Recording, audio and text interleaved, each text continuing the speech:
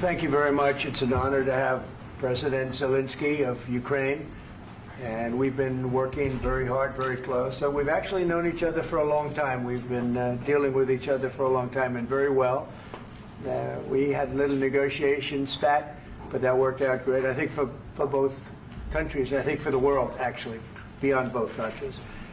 And we have something that is a very fair deal, and we look forward to getting in and digging and working and getting some of the rare earth. But it means we're going to be inside, and it's a big commitment from the United States, and we appreciate working with you very much. And we will continue to do that. We have had some very good discussions with Russia. I spoke with President Putin, and we're going to try and bring this to a close. It's something that you want and that he wants. We have to negotiate a deal. But we've started the confines of a deal, and I think something can happen. The big thing is the number of soldiers, mostly at this point, but soldiers being killed. You're losing thousands of soldiers. So on both sides, we're losing a lot of soldiers, and we want to see it stop. And we want to see the money get put to different kinds of use, like rebuilding. And we're going to be working very hard. But we've had a lot of very good conversations. I will say until we came along, the Biden administration didn't speak to Russia whatsoever. They didn't speak to anybody. They just allowed this to continue. And I will say that, I'll say in front of you, you've heard me say it 1,000 times, if I were president, this war would have never happened. We would have had a deal negotiated for you without having to go through what you've gone through. But your soldiers have been unbelievably brave. We've given them great equipment, but somebody has to use the equipment. They've been unbelievably brave, and we give them great credit. This was supposed to be over very quickly, and here we are 3 years later. So I give tremendous credit to your generals and your soldiers and yourself in the sense that it's been very hard fighting, very tough fighting. They're great fighters.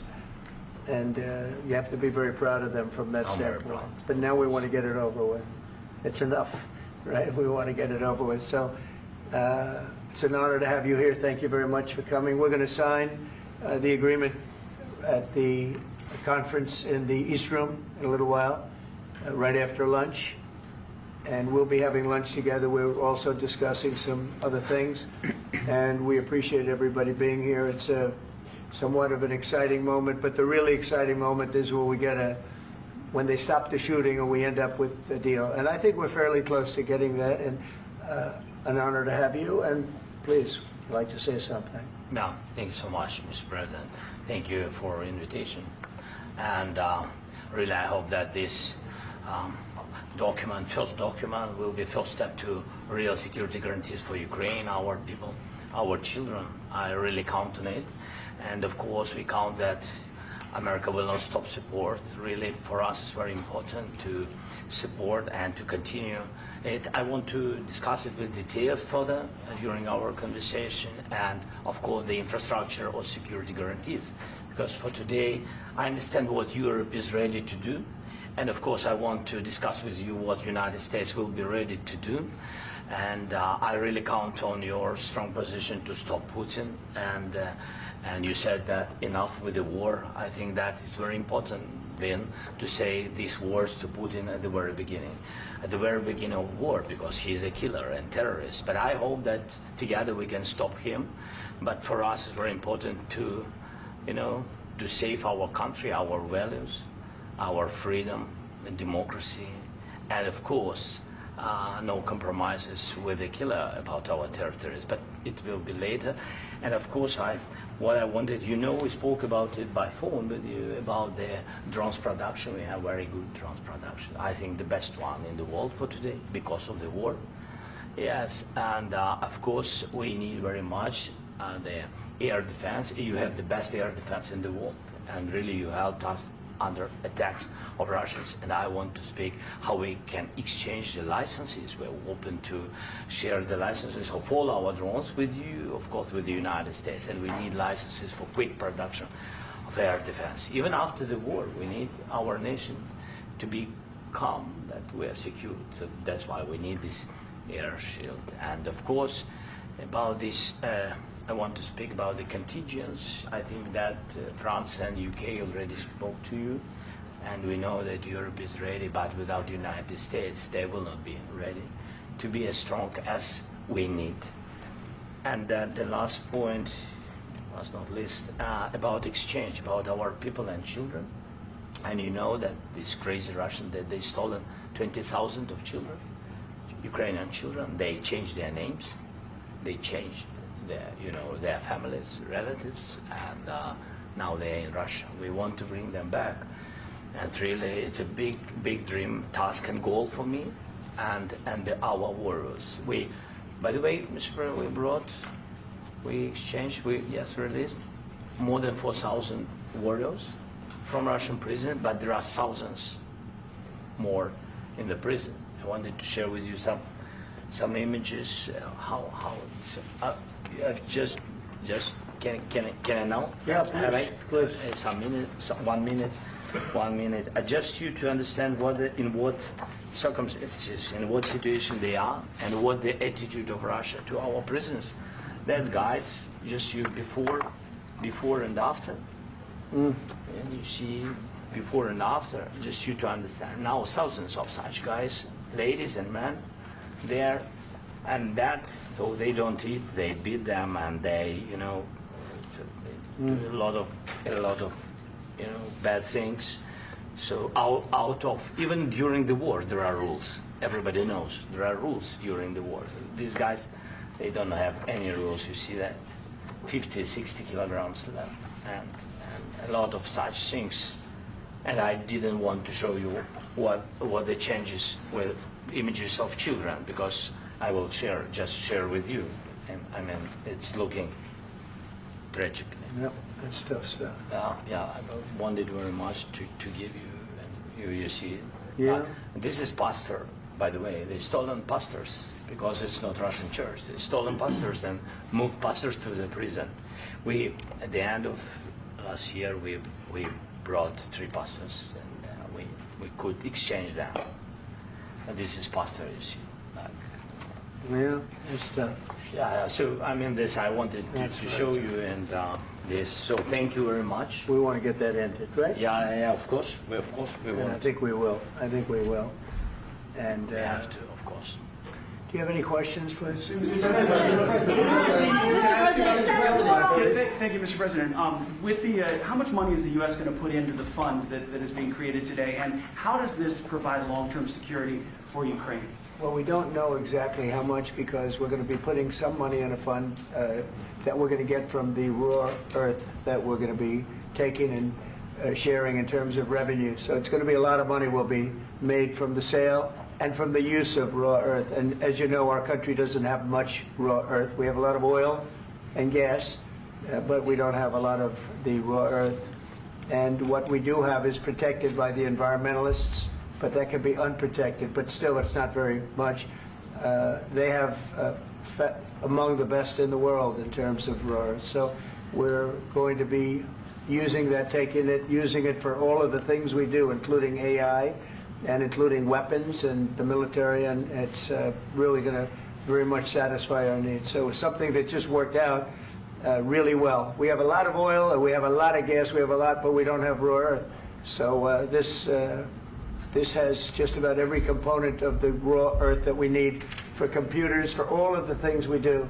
This puts us in great shape. And on long-term security for Ukraine, how does this provide? I think they're going to have great luck. I think once we make the agreement, that's going to be 95% of it.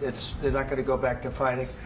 I've spoken with President Putin, and I feel very strong. I've known him for a long time, and I feel very strongly that they're very serious about it, and we'll make a deal. And when the deal is made, I don't think we talk about security. Everyone's talking about the other day. All they talked about was security. I said, let me make the deal first. I have to make the deal first. I don't worry about security right now. We have to have a deal, because right now, last week, 2,000 soldiers died on both sides. 2,000, and they're losing 1,000, 2,000, 3,000 a week. So as we sit here and we talk, people are getting shot and dying on the battlefield. And, they're not American soldiers, but they're Russian soldiers and they're Ukrainian soldiers, and we want to be able to stop it. And we want to be able also to spend money on other things. We don't want to, this is a tremendous amount of money. And what the Biden administration did was terrible. They were giving money, but he had no security on the money.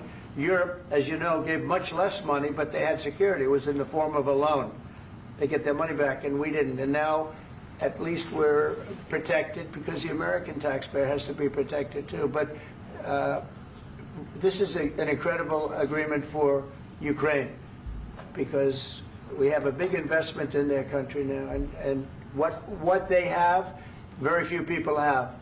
And we're able to really go forward with very, very high-tech things and many other things, including weaponry that we're going to use in many locations, but that we need for our country. Mr. President, This allows us to do that. will you continue I'm sorry.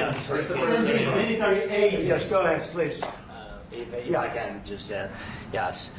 In the document, there is one of the very important points if we speak about business and investment. We never had LNG terminals in Ukraine. This document will open. I mean, the next document, but anyway, here we see in the framework, we see a really goodwill for this. LNG terminals for us is very important, and I think for security of European continent. We have the biggest storage, gas storage. We have the biggest in Europe. Yes, yes, and we can use it.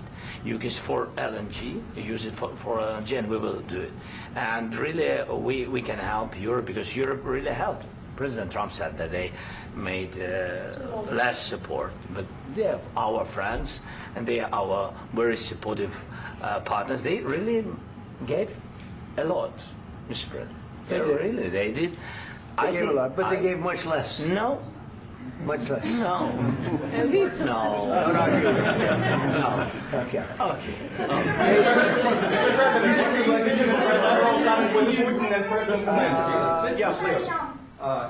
Mr. President Trump, you have repeatedly called the deal with Ukraine as a historical one.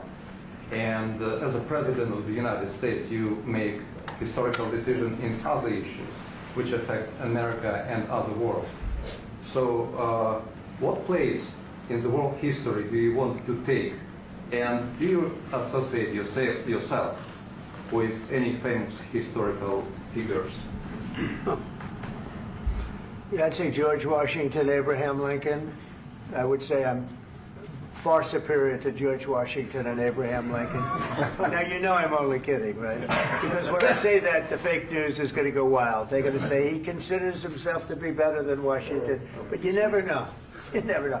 I don't compare myself to anybody. I'm here to do a job. We've had a great 35 days or whatever it might be, a month, a little more than a month. We've accomplished tremendous amounts. Not only this would be a very great achievement if we could get the war stopped and get them back to normalization. I think that's going to happen. We've had very good talks on both sides, as you know. But I think we've done a very good job, just generally. If you look at all of the things we've done in 30 days, they're saying there's never been a opening for a president. The first month, there's never been a first month like we've had. And this is one of the very important things. This, to me, is one of the most important things because we have tremendous death taking place as we speak, and I don't want to have that. You know, think of the parents, whether they're in Russia or Ukraine, think of the parents of all these people being killed needlessly. They came to our territory. Should have never started. This would have, if I were president, this would have never started. Mr. President, where has out your commitment? Mr. President, will you continue sending military aid to Ukraine after the U.S. signs this agreement with Ukraine? Yeah, we're And the going to be question continuing. to President Zelensky: do you feel like the U.S. is on your side? That President Trump is on your side at this moment? What do you think? He wants to know, do you think that, sort of a stupid question. I guess we wouldn't be here if I wasn't. I think that the United States on our side from the very beginning of occupation, and I think that President Trump on our side, and of course, I'm sure that the United States President will not stop support. This is crucial for us. It's important for us. Yes. And Putin, the president speaks about the people and the soldiers which are dying, but they came to our territory, they came to our land. They began this war, and they have to stop. And I think this is the question, with really the most important question. Can President Trump, I hope yes, with some other allies, to stop Putin, withdraw these enemies, our enemy, withdraw these troops from our land? And I think that you asked about the history, I think that if President, or when, he will stop Putin, if President Trump will bring peace to our country, I think he will be on this wall. I think. We've had very, very good talks. Military aid to Ukraine. President Zelensky just said that there will be no compromises with Vladimir Putin. I just wanted to ask both of you. Firstly, are there compromises that you think that President Zelensky is going to have to make? And President Zelensky, is there anything that you might be thinking that you may be able to offer or bring to the table, for example, elections? Thank you.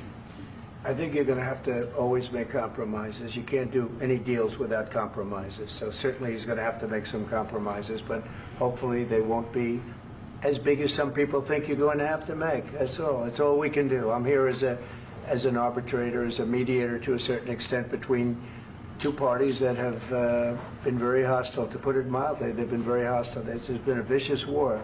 There's been a vicious war. You know, it's a very level battlefield, and those bullets go out, and as I've said many times, we were talking about it with Pete, many times the only thing stopping those bullets is a human body. And in the case we're talking about, generally young human bodies are stopping a lot of bullets. It's dead level. That's why it's great farmland. It's great land. It's great farmland, but there's very little protection against the bullets that are being, and other things that are being shot. So all I can do is see if I can get everybody at the table and get an agreement. And I think we're going to end up with an agreement. Otherwise, I wouldn't probably be even here today.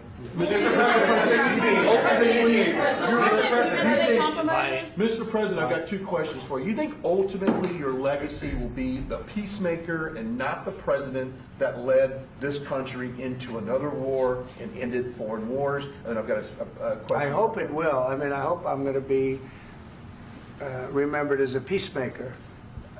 This would be a great thing if we could do this. I'm doing this to save lives more than anything else. Second is to save a lot of money, but I consider that to be far less important. So I hope I'm going to, thank you, Brian, for that question. It was a nice question.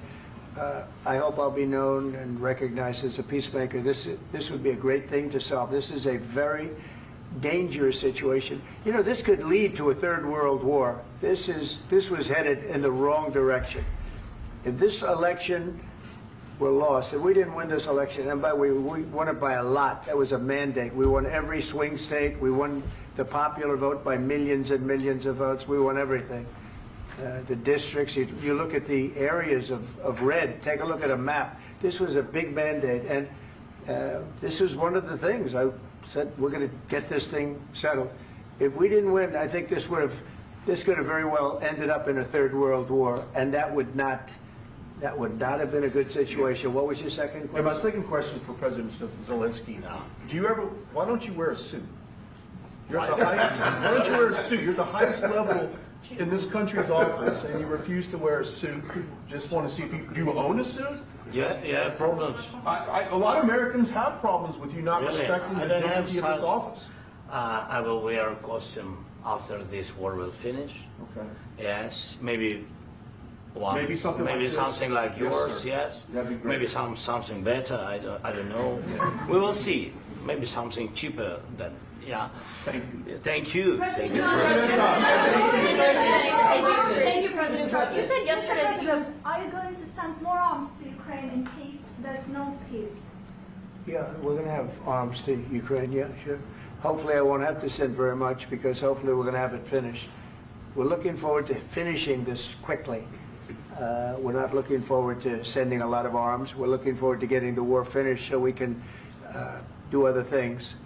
But we very much appreciate the agreement, because we needed what they had, and we're treating, our country is now treated fairly. Biden didn't do that.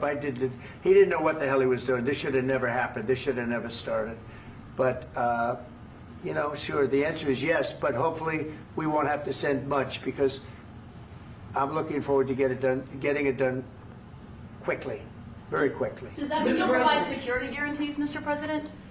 I don't want to talk about security yet because I want to get the deal done. You know, you fall into the same trap like everybody else. A million times you say it over and over. I want to get the deal done. Security is so easy. That's about 2% of the problem. I'm not worried about security. I'm worried about getting the deal done. The security is the easy part. Security is very nice. Everybody stopped shooting. And now will Europe put people there? I know France is going to. I know the UK is going to. I know other countries are going to, and they happen to be right next door. We haven't committed, but we could conceivably. You know, we have security in a different form. We'll have workers there digging, taking the raw earth so that we can create a lot of great product in this country. So in that sense, you have something, but we haven't determined that yet. I will say, in speaking to France and in speaking to, and they were here, as you know, last week and just the other day, they have committed to a lot of security. I don't think you're going to need much security. I think once this deal gets done, it's over. Russia's not going to want to go back, and nobody's going to want to go back. When this deal ends, I really believe this deal is going to be over. Yeah, please go ahead. Go ahead. Mr. President, thank you. You had President Macron and Keir Starmer at the White House this past week, both of whom praised your courage and conviction to lead the pathway towards peace. Yes. Part of that involved, though, re-engaging Russia in diplomatic relations, something that previous leaders lacked the conviction to do so. What gave you the moral courage and conviction to step forward and lead that? Well, I love this guy. Who are you with? One American News, sir. Well, that's why I like him. One American News does a great job. I like the question. I think it's a very good question. It's a pathway to peace. It's a pathway to getting something solved. And I feel that as the head of this country, I have an obligation to do that. Plus, you know, we're very much involved. We got involved. It's too bad we got involved because there should have been no involvement because there should have been no war. And there shouldn't have been October 7th. That would have never happened. As you know, Iran was broke. They had no money to give to Hezbollah. They had no money to give to Hamas. They were stone cold broke.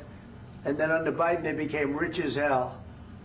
They went from no money to $300 billion in a period of 4 years. And they gave a lot of that money away, and you see what happened. And that's a real mess also that we hope to be able to solve. But no, I appreciate your question very much. I feel I have an obligation to try and do something to stop the death. If I can answer. Yes, if I can answer, Please, sorry. go ahead.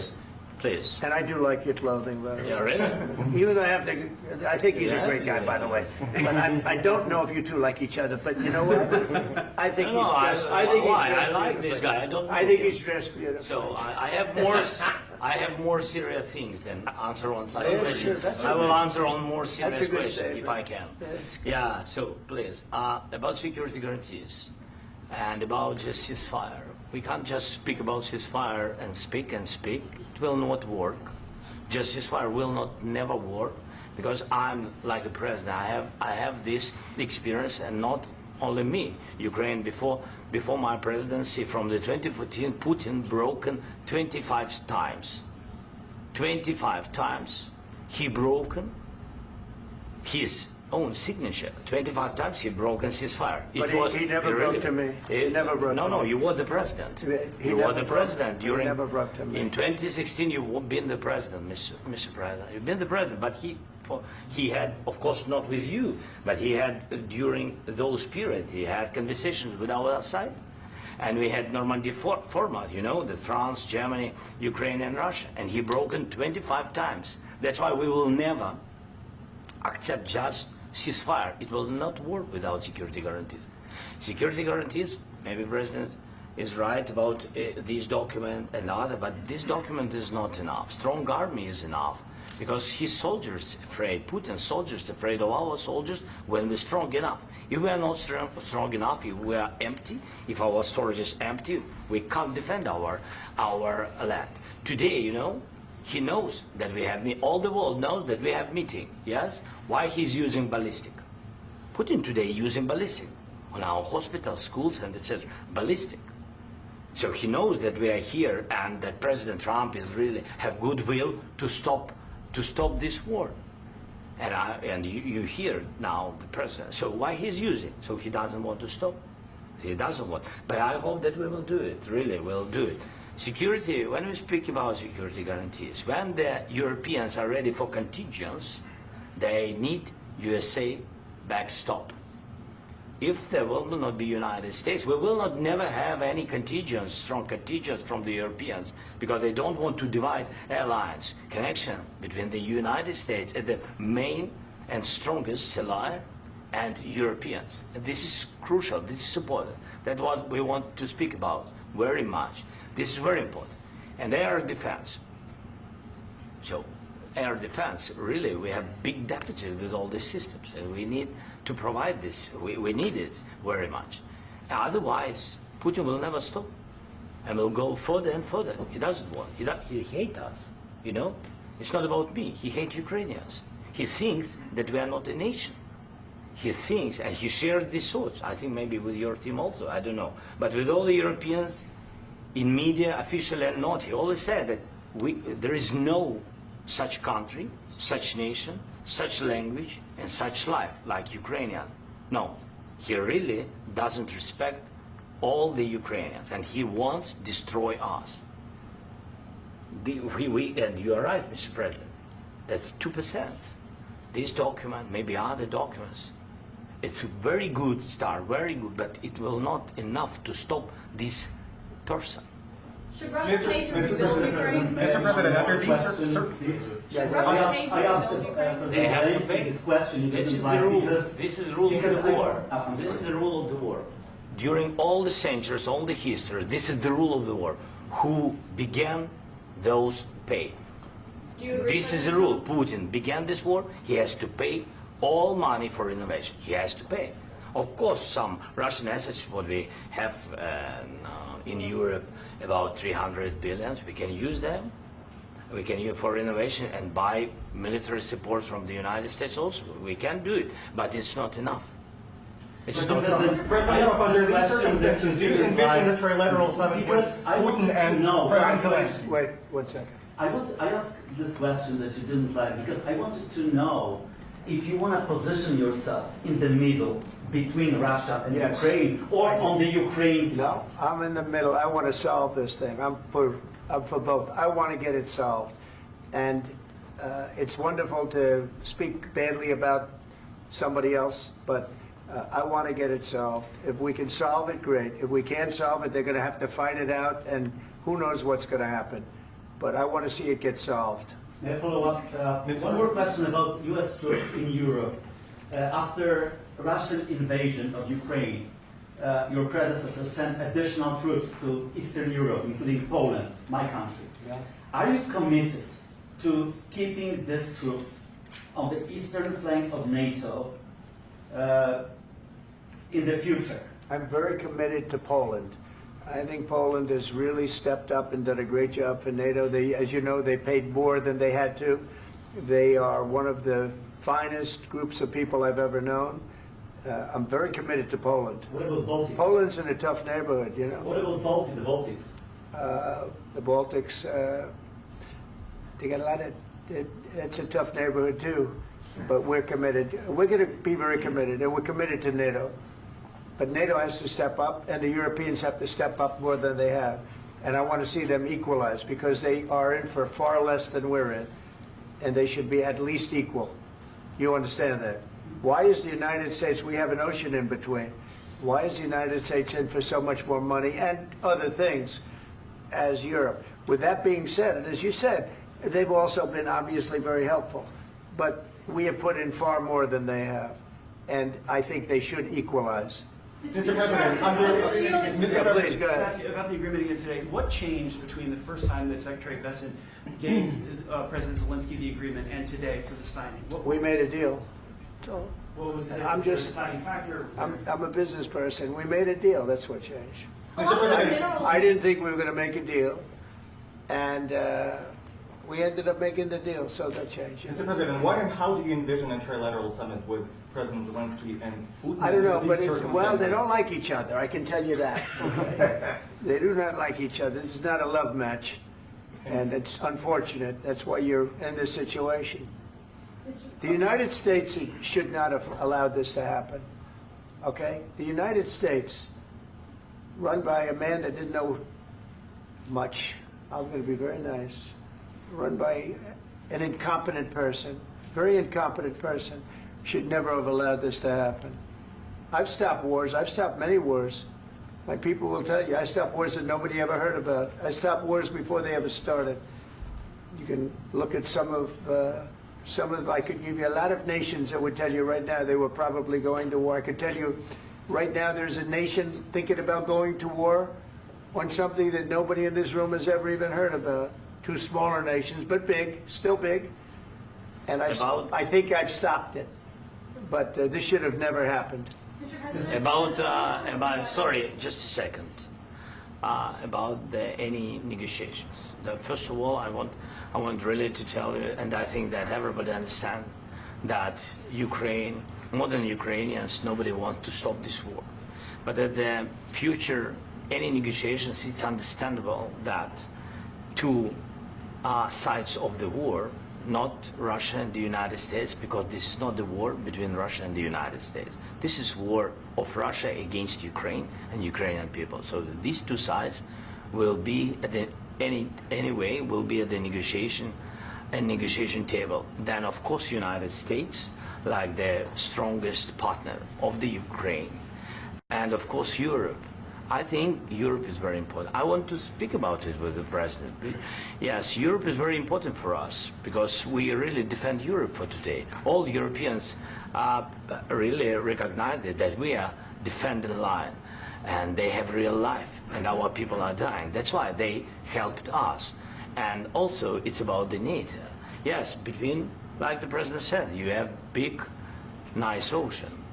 Yes, between us. But if we will not stay, Russia will go further to Baltics and to Poland, by the way. But first to the Baltics. It's understandable for them because they've been in the USSR. You know, they've been one of the republics of the USSR, and Putin wants to bring them back to his empire. It's a fact.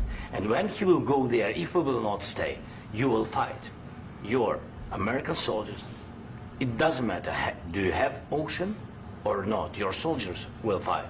Mr. President, would you be willing to visit Ukraine, maybe Kyiv or Odessa, which is going to be at the Riviera or Black Sea? It was my question. I'm sorry. I don't want to talk about Odessa now. Let's not talk about Odessa. I want to talk about making a deal, getting peace. We don't have to talk about Odessa, but a lot of cities have been destroyed. A lot of cities that are not recognizable. There's not a building standing. No. And a lot of things have Mr. happened. President, you have to come and to look. No. We have very good cities. Yes, a lot of things have been destroyed, but mostly cities alive, and people work, and children go to school. Sometimes it's very difficult. Sometimes closer to front line, children have to go to underground schools or online. But we live. Ukraine is fighting, and Ukraine lives. This is very important. And maybe it's Putin is sharing this information that he destroyed us. No, he lost 700,000 people, 700,000 soldiers. He lost everything. Yes. So, Mr. President, one more. I mentioned Poland. Please, go ahead. When did you last speak with President Putin, and what did he say that? A couple of days ago. And what did he tell you that gave you the assurance that he wanted peace? Well, that's what I do. My whole life is deals. I know pretty good. And I've known him for a long time. I've dealt with him for a long time. He had to suffer through the Russia hoax. You know, Russia was a hoax. It was all Biden. It was nothing to do with him. So he had to suffer through that, and he was able to do that. I think that he wants to make a deal, and he'd like to see it end. That's all I do. That's what I do. My whole life, that's what I do is make deals. And I'm in the middle of a mess because this is a real mess. It's a very dangerous one. If this doesn't get solved now, it's not going to get solved for a long time. So I hope we're going to get it solved. In the back, please. Thank you, Mr. President. Prime Minister Starmer claims repeatedly that his government believes in free speech and was not engaged in censorship. But his country's government arrests people for memes and thought crimes, and even more worrisome is pressuring American companies to censor Americans on its behalf. How can he be a reliable, trustworthy partner when he says things that are demonstrably false on such an important topic? Well, we actually spoke to him about that yesterday, and we thought they took it very, very much too far. JD was very strong on it. So was I. So was Marco. And we've been speaking to him about it. Marco, would you like to say something about that? We have concerns, obviously, with the conduct of those, particularly as it impacts Americans. And there's real concern that American speech, which is online, could fall into the hands of British or any country's jurisdiction. And so this is a point the Vice President made at Munich, and I think it's a very compelling one, that what unites us with Europe, as much as anything else, is these shared values, and one of them being free speech. And so if Americans are threatened by it, we're going to need to take action in that regard. Mr. President. It's actually a very important question. We spoke about this in detail with the Prime Minister, the Foreign Secretary, and others at lunch yesterday, and I know that Secretary of Commerce Lutnick followed up in private meetings last night. This is really important. We believe Americans have the right to speak their mind, even if we in this room disagree with them. They have the right to speak their mind in the public square, which is often online these days. And we're going to defend that right as it pertains to American companies and American citizens vigorously if we have to. I do think that under the President's leadership, we're going to find common ground with our friends in the UK on this question, but it remains to be seen. The principle that will guide us is we believe in free speech in this country, and we'll fight for it for American citizens. Mr. President, on the deal, is there any other oil and gas component to the deal? Is it all critical? A little bit. We'll see. On LNG? But we're not really looking for that so much. We got a lot. We have more than anybody in the world, by far. So no, we're not talking about it too much, but a little bit. I think it affects also, but for the most part, no. And sir, is there any agreement from Ukraine to purchase U.S. LNG as part of the deal, or is that on the table at all? No, we don't need that. Mr. President, I just wanted to ask you about, you just mentioned that you'd spoken to Vladimir Putin a couple of days ago. Just to be clear, that's a new call, not the one that you... I've spoken to him on numerous occasions. Okay. And how was the latest call? What did you discuss? How did it go? Are you serious with that question? I am. I'd love to know. It went well. I think we're going to have a deal. On the minerals deal, Mr. President, some of those minerals are in the east of Ukraine, not far from the front lines and in areas that Russia has occupied. Will you direct President Putin to withdraw his forces from those areas if there's U.S. interest? Well, we'll take a look at the time. We have a lot of area. It's a very big area we're talking about, so we'll take a look. I'll study that and I'll see. And who would protect those minerals if they are U.S. interests? Would that be Ukrainian forces? They'll be protected. The agreement will protect them. U.S. The agreement, yeah, we're signing an agreement. Right, but what if Russia tries to invade or there's Russian aggression in those spots? I just told you I don't think that's going to happen. And if that were going to happen, I wouldn't make a deal. If I thought that was going to happen, I wouldn't make a deal. Some people may wonder why. You know, you ought to focus on CNN on survival, not asking me these ridiculous questions. Focus on surviving, because CNN's got such low ratings. I don't think they're going to survive. Let's go. Please, go. I already mentioned Poland. Poland was under Russian control for decades after the Second World War. When I was a kid, I looked at the United States not only as a most powerful country, richest country in the world, the country that has great music, great movies, great muscle cars, but also as a force for good. And now I'm talking with my friends in Poland, and they are worried that you align yourself too much with Putin. What's your message for them? Well, if I didn't align myself with both of them, you'd never have a deal. You want me to say really terrible things about Putin and then say, "Hi, Vladimir, how are we doing on the deal?" That doesn't work that way. I'm not aligned with Putin. I'm not aligned with anybody. I'm aligned with the United States of America. And for the good of the world, I'm aligned with the world. And I want to get this thing over with. You see the hatred he's got for Putin. It's very tough for me to make a deal with that kind of hate. He's got tremendous hatred. And I understand that, but I can tell you the other side isn't exactly in love with, him either. So it's not a question of alignment. I'm aligned with the world. I want to get the thing set. I'm aligned with Europe. I want to see if we can get this thing done. You want me to be tough? I could be tougher than any human being you've ever seen. I'd be so tough.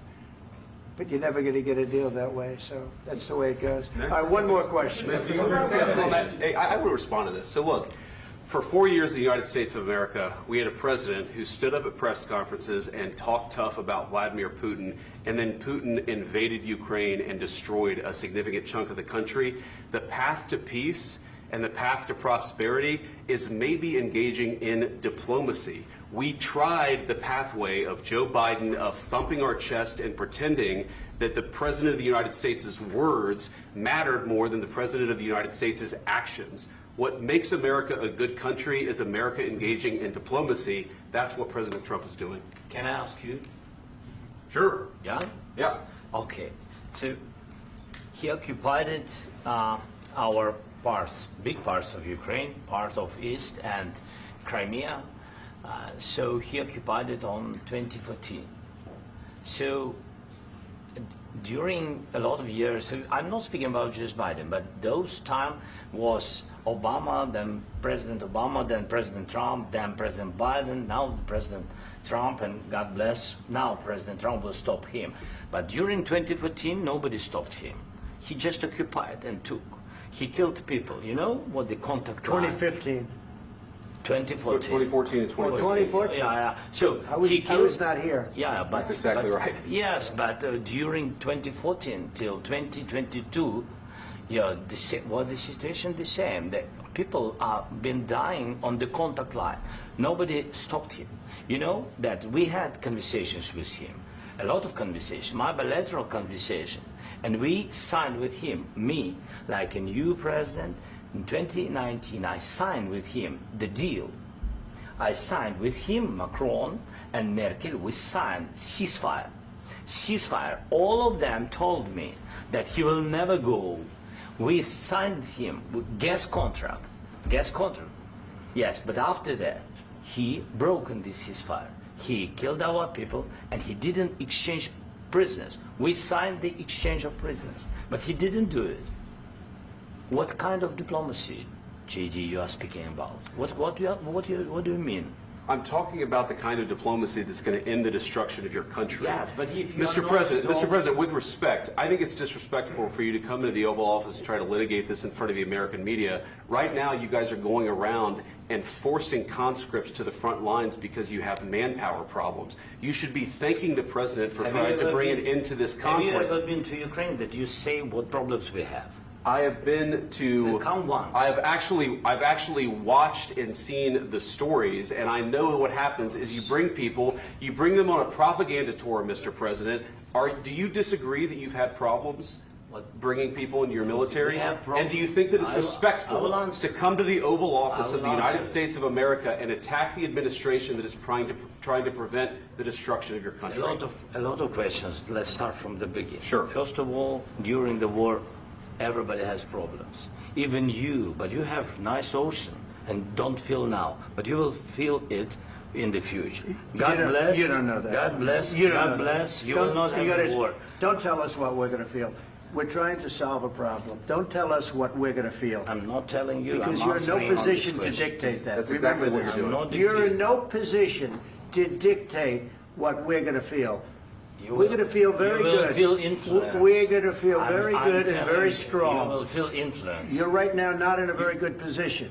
You've allowed yourself to be in a very bad position, and he happens to be right about it. From the very beginning of the war. You're not in a good position. You don't have the the cards right now. With us, you start having not cards. playing cards. Right now, you don't. I'm You're playing serious, cards. Mr. President. You're I'm playing very cards. serious. You're gambling I'm with the president lives in of war. millions of people. You think You're you- gambling with World War III. what do you think You're about? gambling with What do you World think War about? III. And what you're doing is very disrespectful to the country, this country. That's with back all to respect to you. your Far country. more than a lot of people said Very they respect. should have. Have you said thank you once? This A lot entire of meeting? times. No, in this Even entire meeting, today. have you said thank Even you? today. You went to Pennsylvania and campaigned for the opposition in October. Offer some words of appreciation for the United States are of you America speaking about? and the president who's trying to save your country. Please, you think that if you will speak very loudly about the war, you He's can... not speaking loudly. He's not Yeah. speaking loudly. Your country's Can I- in big can I- trouble. Can I Wait a answer? minute. No. Can You've I done a lot answer? of talking. Your country is in big trouble. I know. You're not I winning. know. You're not winning this. You have a damn good chance of coming out okay because of us. Mr. President, we are staying in our country, staying strong from the very beginning of the war. We've been alone, and we are thankful. I said thanks You haven't in been this alone. cabinet, You and haven't not been only alone. in this We cabinet. gave you, through I this said stupid thank you. president, $350 billion. You voted we gave for you your military president. equipment, You and you voted men for are your brave, president. but they had to use our military. What about US If people? you didn't have You our invited military me- equipment, You invited if me you to didn't speak. have our military equipment, this war would have been over in 2 weeks. In 3 okay? days, I heard it from Putin. In 3 days, this is something Maybe new. less. In 2 weeks, of course, yes. It's going to be a very hard thing to do business like this. I Again, tell you. just say thank you. I said a lot of times thank you to American people. Accept that there are disagreements, and let's go litigate those disagreements rather than trying to fight it out in the American media when you're wrong. We know that you're wrong. But you see, I think it's good for the American people to see what's going on. I understand, sir. I think it's I very understand. important. That's why I kept this going so long. You have to be thankful. You don't have the I'm cards. thankful. You're buried there. Your people are dying. tell you You're again, running I low know. on soldiers. Don't- Listen, don't, please, you're running Mr. low on President. soldiers. It would be a damn good thing. Mr. And then President. then you tell us, I don't want a ceasefire. I don't want a ceasefire. I want to go, and I wanted this.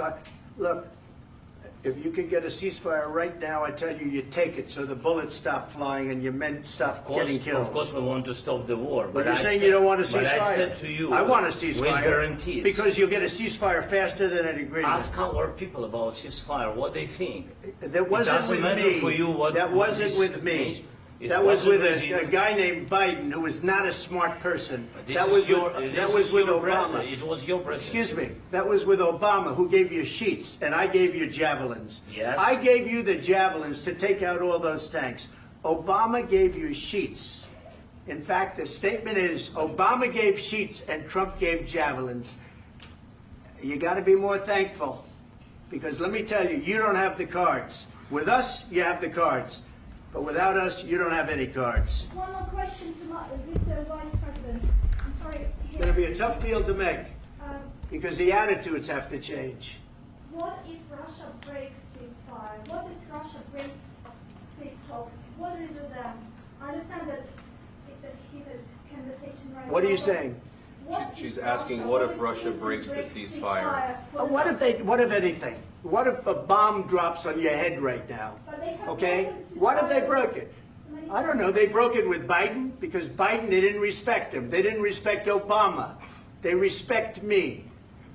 Let me tell you, Putin went through a hell of a lot with me. He went through a phony witch hunt where they used him and Russia. Russia. You ever hear of that deal? That was a phony Hunter Biden, Joe Biden scam. Hillary Clinton, Shifty Adam Schiff. It was a Democrat scam. And he had to go through that. And he did go through it. We didn't end up in a war. And he went through it. He was accused of all that stuff. He had nothing to do with it. It came out of Hunter Biden's bathroom. It came out of Hunter Biden's bedroom. It was disgusting. And then they said, oh, the laptop from hell was made by Russia. The 51 agents. The whole thing was a scam. And he had to put up with that. He was being accused of all that stuff.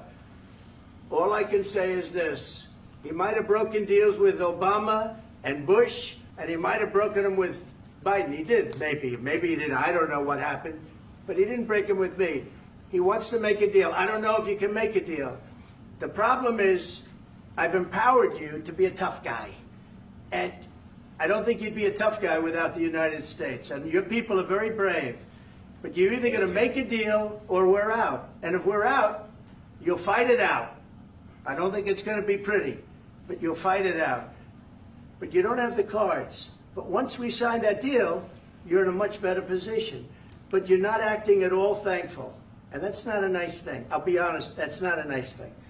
All right, I think we've seen enough. What do you think? Huh? This is going to be great television, I will say that. All right. We'll see what we can do about putting it together. Thanks, sir. I need the back of this. We'll see. I don't know. All right, guys, come on. Wait, Hey, guys, Come on.